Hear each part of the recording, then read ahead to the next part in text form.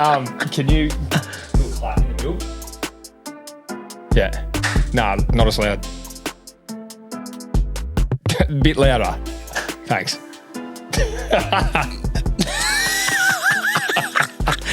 Is it home time yet? All right, let's go. It's hot. Aircon. Nah, you sweating? All right, You got your drink. We ready? All right. Brando, thanks for joining us here on Chats with Rats. How you going? Yeah, I'm good. Been a good few days. And yeah, glad to be here. Been wanting to come on for a while now, but you've been playing hard to get. But yeah, I'm here finally. Very highly anticipated chat this time, mate. I've been waiting for it as well. I just needed to get the followers up a little bit to make sure your episode didn't go wasted. So that's been the wait. Nah, fair enough. I appreciate it, mate. So yeah, we'll see how this goes. Bit of background with you and I. A lot of people wouldn't know that we played a lot of junior football together, went pretty well the exact same pathway at different teams, and then you're obviously a year older than myself, so ended up getting drafted the year before me, and that's where we ended up parting ways for a little bit. So I'm looking forward to diving into this, mate. So can you tell the fans here a bit about your journey and how you got to this point? Yep. So obviously we both played in the EDFL. I played for West Coburg Footy Club. You played for Melbourne Park. I started when I was 7 years old. My uncle was the coach of West Coburg, and I wasn't allowed to play unless I was 8, but he somehow bent the rules and paid for my registration. And anyway, so yeah, I got in there as a 7-year-old and played my first year there under him and ended up winning the best and fairest against 10-year-olds. So it was pretty cool. And then, I played my junior footy up until under 18s at West Coburg. And then throughout that, obviously there was rep teams that we both were a part of since probably under 12s, under 14s, under 16 rep teams. And then, I was lucky enough to get invited to the Quarter Cannons program. Not quite sure what age that was, but my first memories of that was probably the Barry Davis squad, which was the under 16s, I think, Quarter Cannon squad.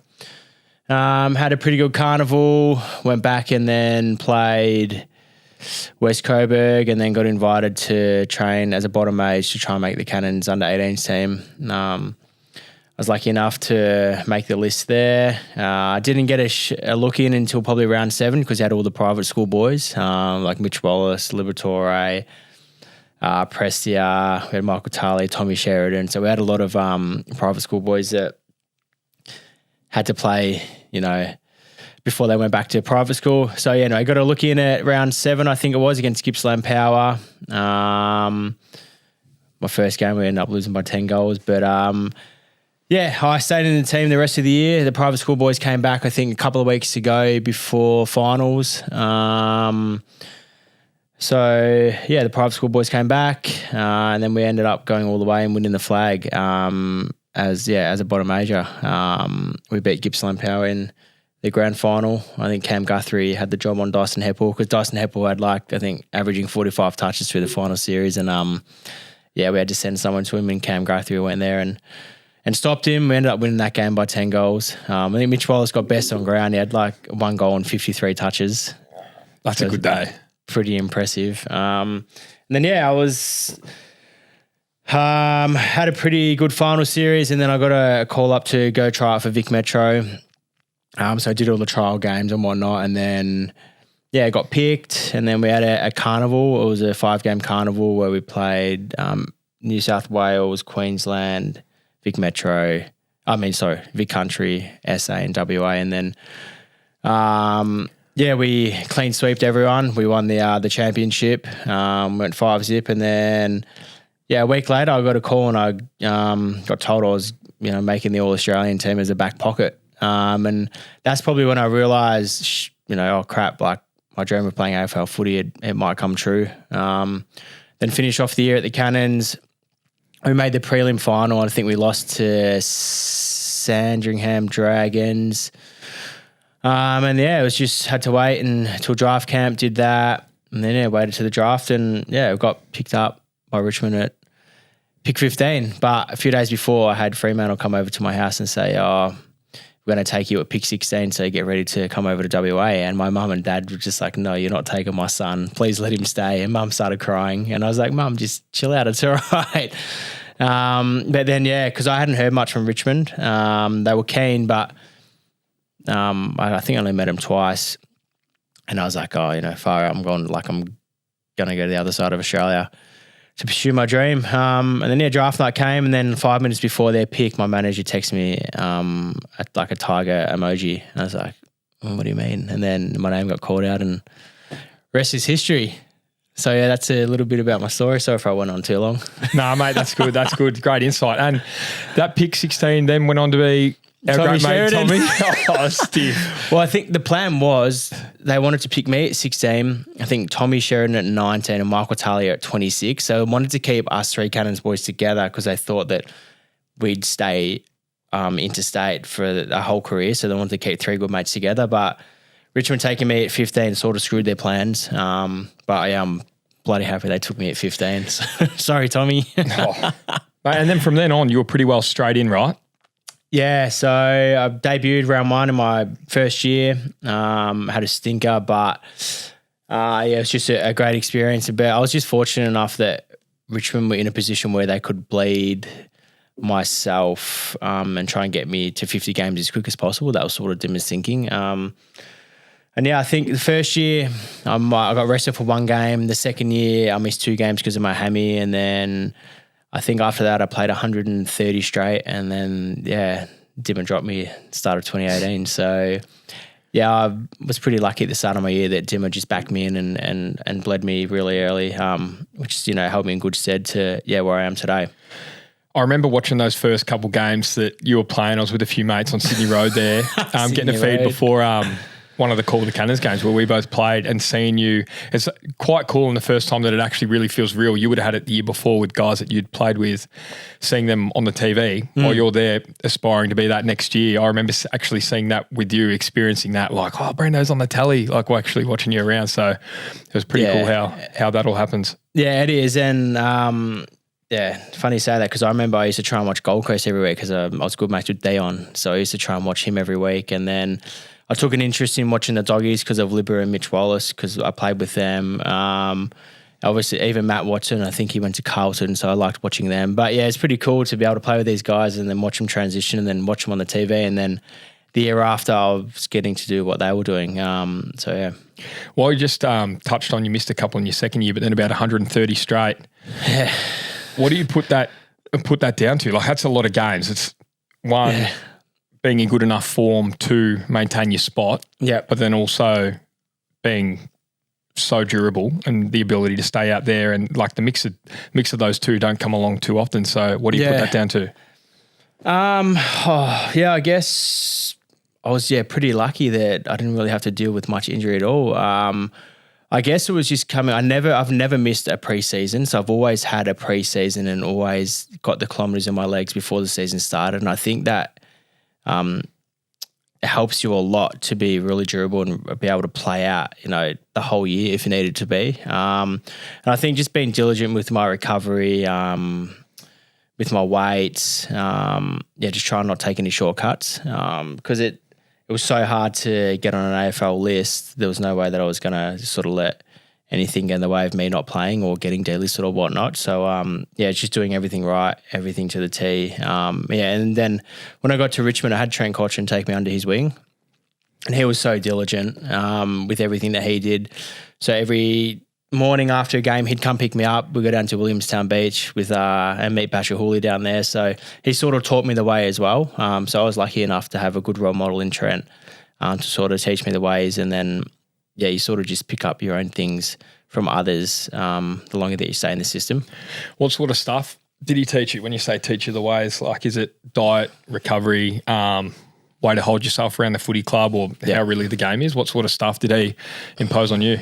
Just when you're at the club, just try and get the best out of yourself. So it's just all about the quality of work that you do, not the quantity. So if you don't need to be there, you don't need to be there. Just make sure that when you're there and you're doing something, do it the best of your ability. And he was massive on recovery as well. So always went to the beach day after a game, and always just made sure that he'd try and get enough sleep, because obviously sleep nowadays, we know so much science behind it. That's probably the number one tool to enhancing your recovery. So, picked up a lot of things off him, and very grateful that he was able to take me under his wing. Not sure why he did it, because we're pretty opposite, me and him.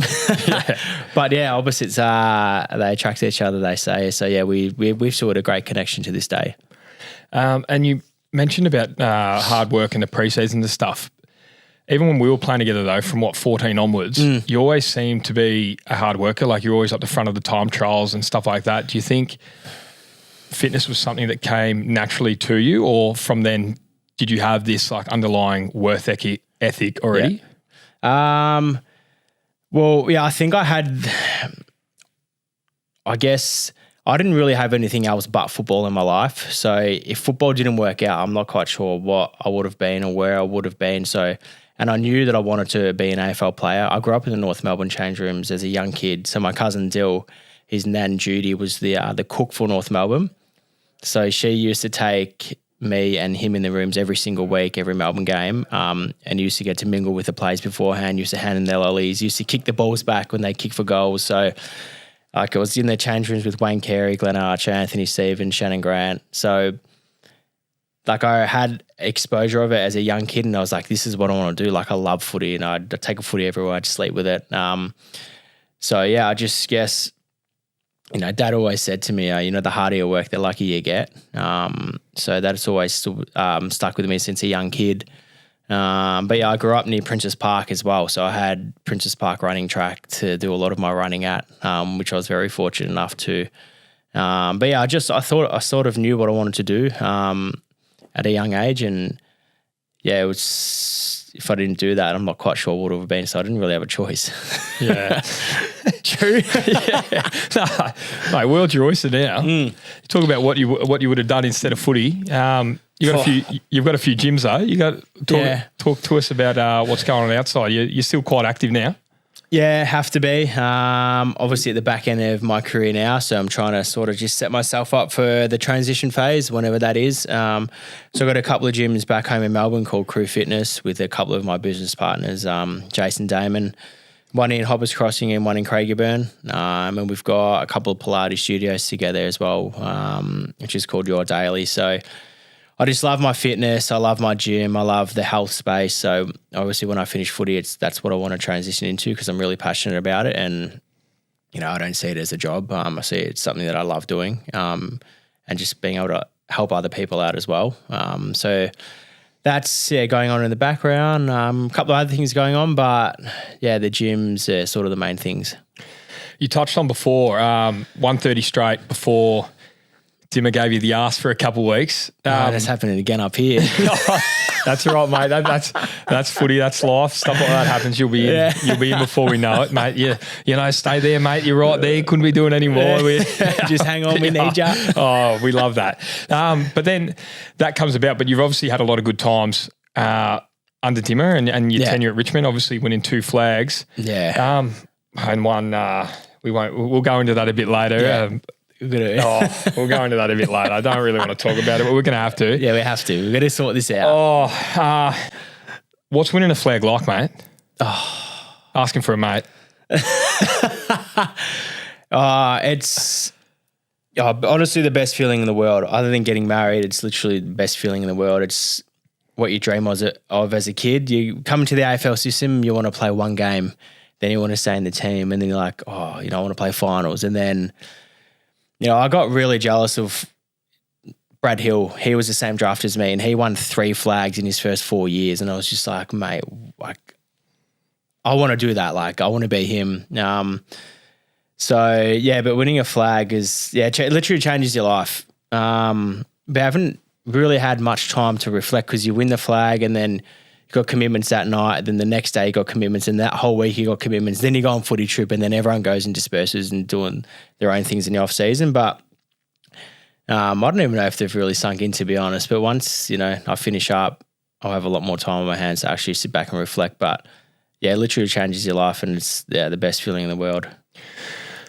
Well, that first one that you won, obviously 2017, you've got the Crowies done. That day, I've never heard anything louder. It was crazy. I think there was 100,000 people. And you guys were favourites coming in as well. You guys, I think the best offensive team all year, put so many teams to the sword. I think, did you put the Cats to the sword in the prelim to get there? Yeah, won by 8 to 10 goals, I think. Yeah. So, it was... Didn't really know what to expect coming up against you boys in the granny. But, yeah, I've never heard anything like it. I think the week before when we played the Giants, I think Kane Lambert kicked the first goal and there was 99,000 people there and I reckon 97,000 were Richmond supporters. So that was louder? I reckon it was. Just that first goal, literally the whole stadium was shaking. And I remember running back, lining up into Stevie J and like giving him one in the ribs. And then I was just like, wow, what am I doing? I think I just got a bit excited because the crowd was going nuts. But yeah, that was probably the loudest I've ever heard it. But yeah, obviously grand finals, they're just as loud. But I think there was a lot more passionate Richmond supporters at the prelim because they're true supporters. I think with the grand final, there's a lot of corporate tickets that, that are there just for the corporates who don't usually barrack for any of those teams. But it's still one of the best days ever. What I'm really interested in is winning after winning, and you guys obviously did that. So yeah, 2018 doesn't go your way. Pies beat you in a prelim. Yeah. Dimmer dropped me for the final series. Thanks, mate. Played 19 games. Dropped me for the final series. All good, mate. That's all right, mate. I'm sure you've let him know about that already. But then, right, you go 2019. You're in that. You win. But obviously you win 2017. You then would realise that, we've won. We're in this window. Pretty well got the same team. We're running it back. Yeah. How do you then attack the pre-season after and season on season after that you've actually got a squad that can win it? Like, does your mindset change? Do you go about stuff differently or is it just pretty well rinse and repeat? Rinse and repeat, but you obviously got to change a few things and you just got to adapt because you know that every time you play a team after winning a flag, they're coming after you. So they're bringing their absolute best because they want to knock the premiers off. So if you're 5% off, you're basically going to get done. But yeah, we sort of kept the same game plan from 2017 into 2018 into 2019. But yeah, and I think Dimmer's message is obviously we're the hunted, but we want to be the hunters. So just going to that. Going to every single game, hunting the opposition. Whereas we know they're trying to hunt us, but we needed to change our mindset and just be the hunters. So we want to get after them. Don't let them get after us. So we sort of just went into that mentality in 2018 and 2019. And it worked. The boys probably should have won 4 in a row, but Mason Cox in 2018 took the absolute piss and rinse Richmond. But we got one back on them in 2019. So second flag done and dusted. Yeah. After that year, you move up here through free agency on the Godfather deal, mate. On the Godfather deal. No choice. It's been your shout ever since. How does that come about, right? Like you say you had no choice. I know it comes to a time we've both been through it, like, the place that you're at offers you a contract, but then the contract that you get offered elsewhere, like, if you come to the party at some stage, like, look, did you really offer me a contract if they're so vastly apart? That's what the clubs run with. But how'd that process come about? It was probably halfway through 2019.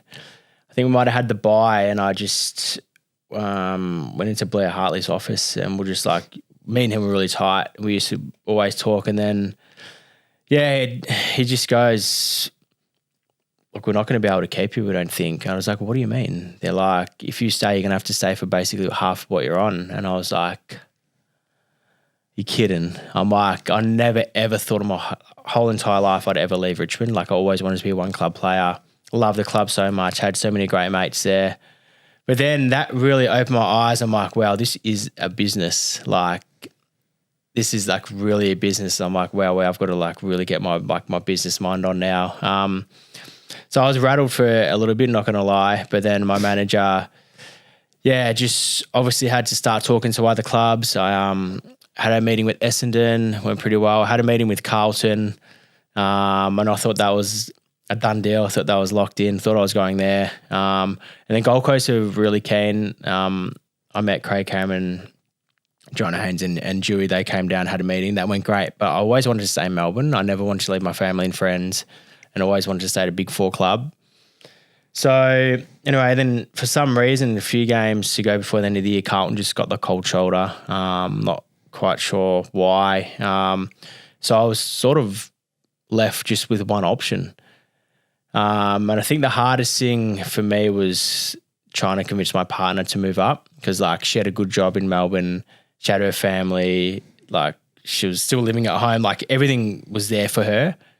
So that was probably the hardest thing for me. So yeah, just trying to convince her that far out, like we've got a great opportunity to go up to Gold Coast to set ourselves up, forever. Do you want to do it? And then, yeah, she, for some reason said yes. And then, yeah, here we are. So yeah, it was free agency. It's a great time for the individual because you sort of get to call the shots, but at the same time, it's bloody scary because, it's change and not many people like change. We just love being in the same spot and we love being comfortable. But yeah, it's probably one of the best decisions I've ever done is move my life up here with her. And yeah, I don't think we'll ever move back to Melbourne.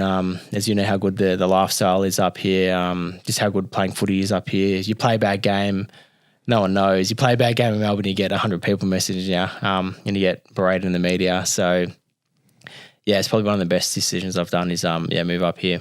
And how have you found your time at the Suns now? Played, would be 80 to 90 odd for the Suns? 70 or 80 odd, yeah. And you enjoying it so far? Well, obviously you said that, but like how have you found it? How have you seen the club develop? So your first year up here was 2020, obviously shocking year to get up here, 2020, lockdowns everywhere. Queensland was actually quite good, surprisingly, but still a fair bit of travel and we copped that for a little bit there. But how have you seen the club develop since your time here? Obviously a fairly different playing group from when you got in. Yeah. Obviously I came in here when like Luca was young, Kingy was young. I came in with Rowley and Noah in their draft. So obviously we've taken a huge step from 2020 to where we are now.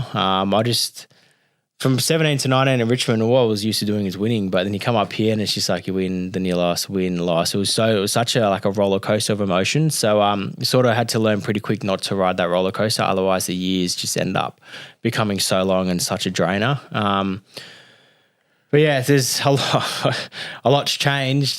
From 2020 to 2023, and then obviously the last 6 to 12 months, a lot more has changed as well. So. I think the club's definitely in the right direction. Dewey did a fantastic job of keeping the list together and all our young guns together throughout that 4 years. And then, I think the direction we're going in now under Dimmer, obviously everyone knows he's got runs on the board. His system and his game plan works. Like Collingwood and GWS are playing it at the moment. Look how good they are. So that'll hopefully be us by the end of this year or start of next year. So I think they're in a great phase at the moment now, the Suns.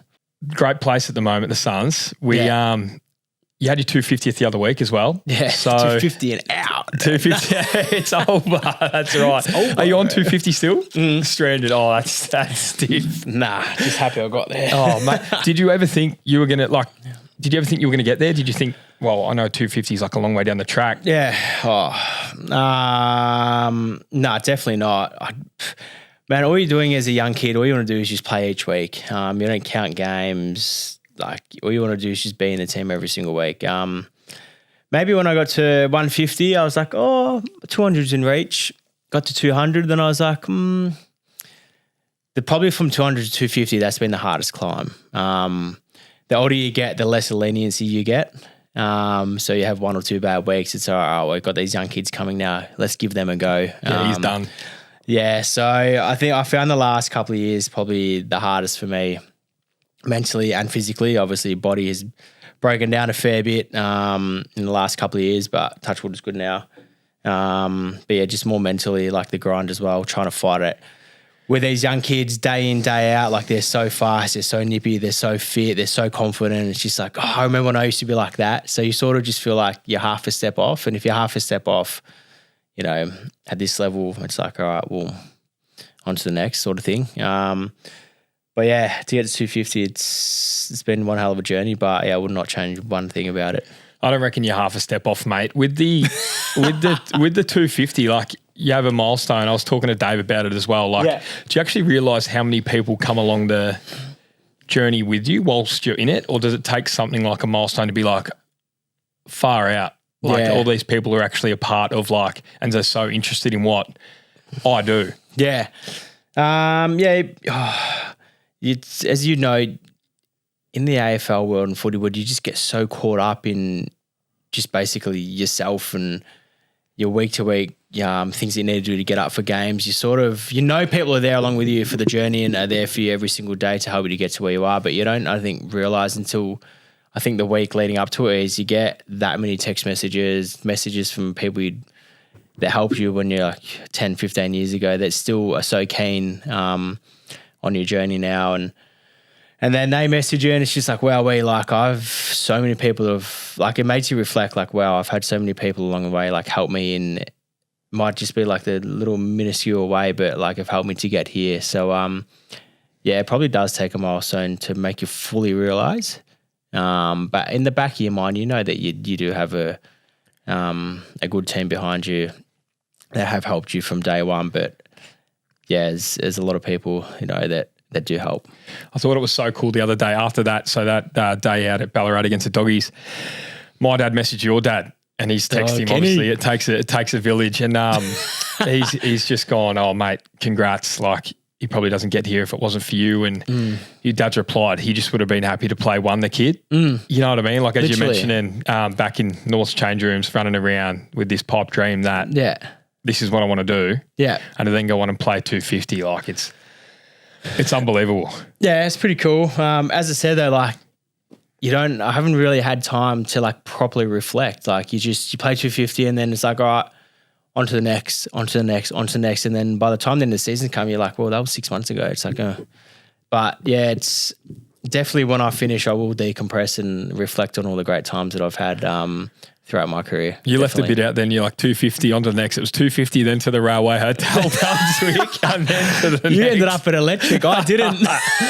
No comment. With our new teammate. Okay, while we're there, so there was a special guest at the 250th celebrations. Steve Morris.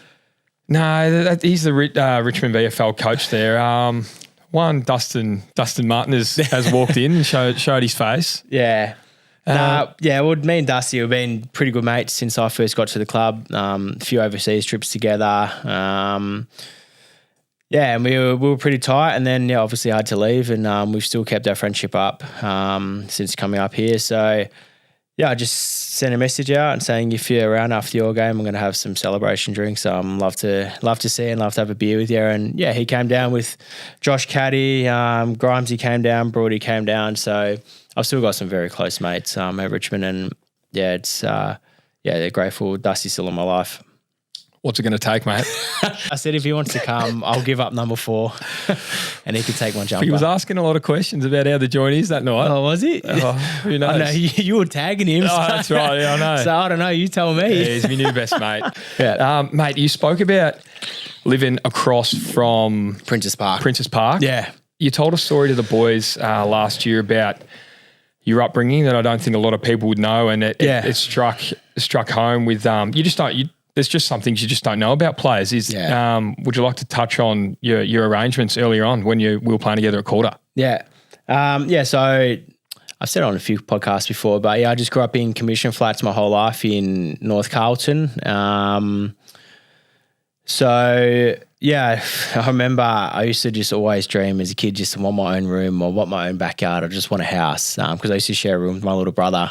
We used to have a tri-bunk, so I used to have the double down the bottom and he used to have the single up the top. So I had a sister as well, but because she was the only girl, she got to have her own room, which is fair enough. We were basically living on top of each other for 18 years. And if I didn't have football, I'm not quite sure what path I would have went down.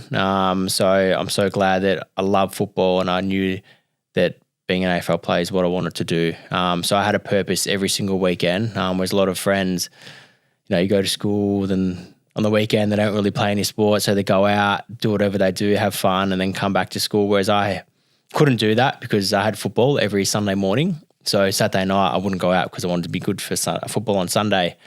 Very interesting times growing up. But as a younger kid, I was probably ashamed and embarrassed about where I grew up. But now, I'm so comfortable speaking about it because it sort of shaped me into who I am today, and it's made me realize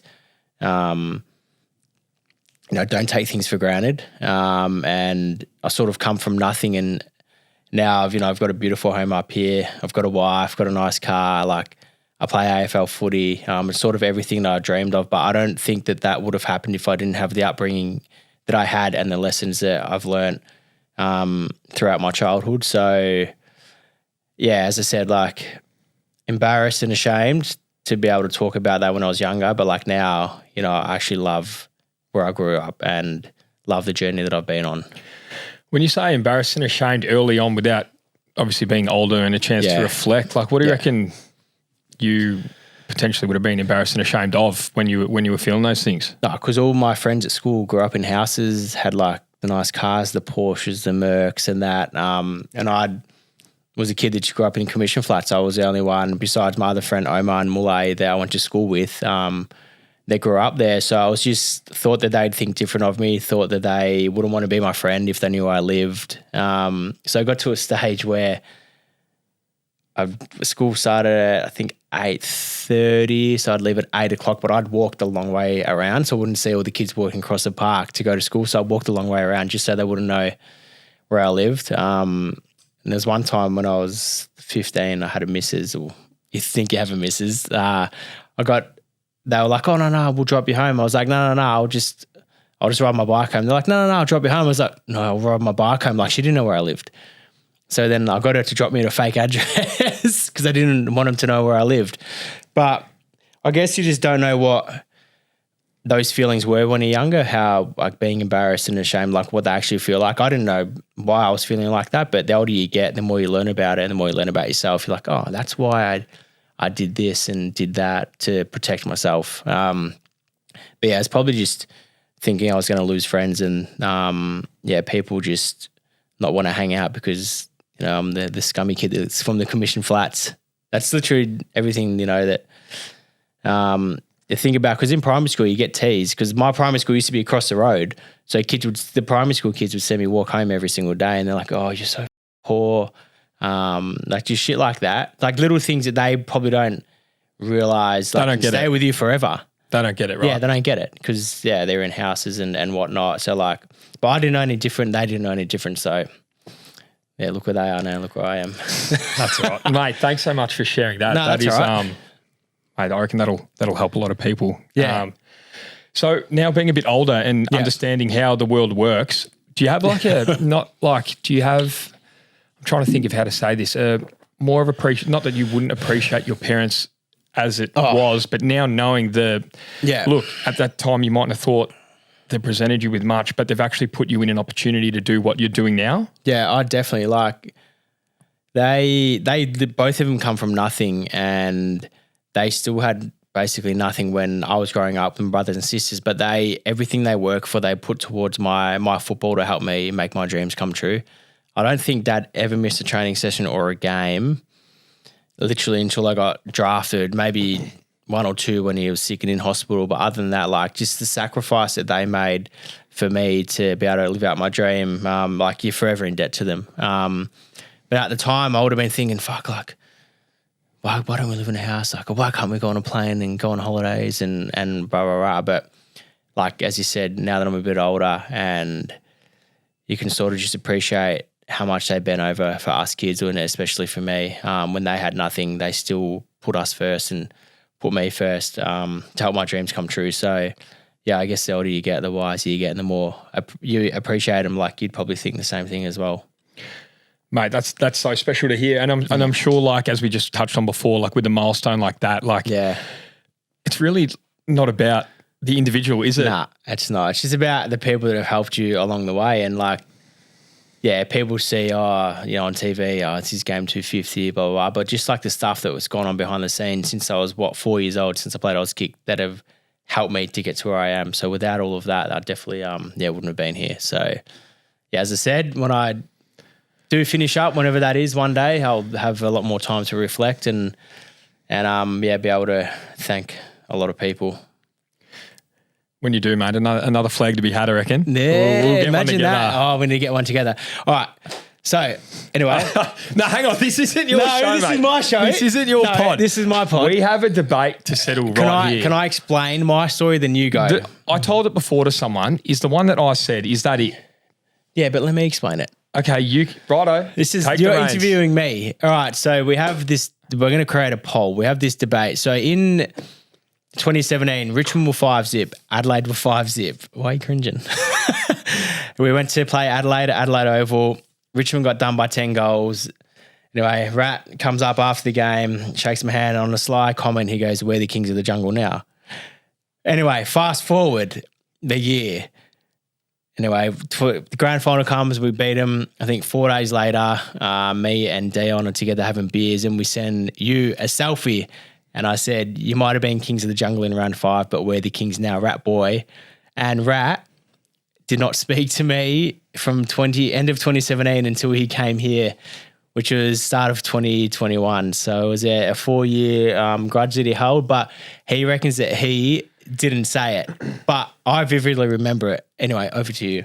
I don't reckon I didn't say it. I know I didn't say it.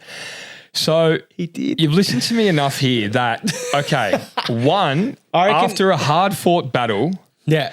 I'll let you talk. Now you let me talk. After a hard-fought battle, one, I'm not saying anything to anyone. I'm a perennial down-the-eye, what-mate, good game person.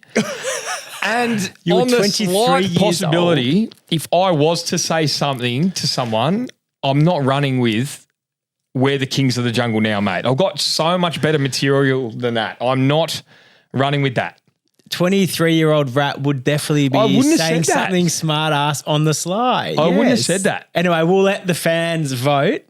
We need to create this poll. Did Rat say that or did he not say that? Yeah, we'll create it. And they're going to vote on your side, but I know I didn't say it. I just know I didn't say it. Yeah, well, once this debate is done, whatever they come up with, whatever the answer, more votes are, we'll just run with that.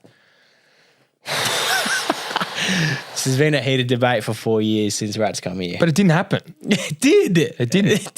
It didn't. I can do this all day. It did. 23-year-old Rat, you got a smart aleck personality to you when you want to be, and the 23-year-old Rat definitely came out. Anyway, mate. All right, we'll get to the poll on that. This year with the Sunnies, righto. Yep. You've seen a successful outfit go about it before. Yeah. Probably one that has the best view on this as their time in the system. Yeah. With how a good organisation is run and where the list is at. Where do you reckon we're at? How far off? What can we do? Hit us. Yeah, I think we're in a great spot. We're still in the learning stages. We just need to make sure everyone keeps believing in what Dimmer is trying to teach us because it works. Obviously, we've been blown out for a few games, but we know why. It's because we went away from our system, and as soon as you go away from the system, it breaks down and everything else breaks down. So the more we can just keep getting guys to believe in the kicks, marks, and handballs don't matter, but playing to a system is the most important thing. But yeah, the great thing about this is if one soldier goes down, another one can come in and play the system because it's all about roles. It's not about getting kicks, marks, handballs. And you've seen GWS copy Dimmer's game plan, Collingwood copy Dimmer's game plan, and Collingwood took them 2 years to win a flag. GWS got to prelim last year, so there's no reason why we can't follow in those footsteps. We just got to keep the belief amongst each other that it does work. And we've seen it in our wins. We played our system so well and we won. How has it been to reconnect with him after 4 year hiatus? Yeah, 4 years. It's been great. We obviously shared a lot of great times at Richmond together. He's changed my life for the better. Took a punt of me as an 18-year-old, helped me win 2 flags. I'm forever in debt to Dimmer. I think he's just going to be great for this football club. And I just love how caring he is. He's just always trying to help the individual get better, whether that's on field, off field. He will never say no to anything. That's all I've got for you, mate. Do you have anything for me? I've asked everyone if they've got anything on the way back. You don't need to, preferably not. Nah. Pretty sweet. That poll, that's what I want to get going. I know which way it's going to go and I'm not happy about it, but I'll still to this day swear that I would have so much better material than that. That's right. The poll will decide. So you reckon heat of battle me being as witty as I am, I've come up with we're the kings of the jungle now, you thought mate. it would have been funny because we're, Kings of the jungle. Tigers are the kings of the jungle, and you thought, the crows, we're going to be the kings of the jungle. You're kidding yourself. Yes, it's something you do. Oh. Anyway, mate, really appreciate you sharing, especially about home life, mate. That's powerful stuff, and I know that's going to help a lot of people out there that listen to this. So really appreciate it. Love you. Love your work. Love you too, bro. Thanks, Appreciate mate. it. You're a good man. Another tap.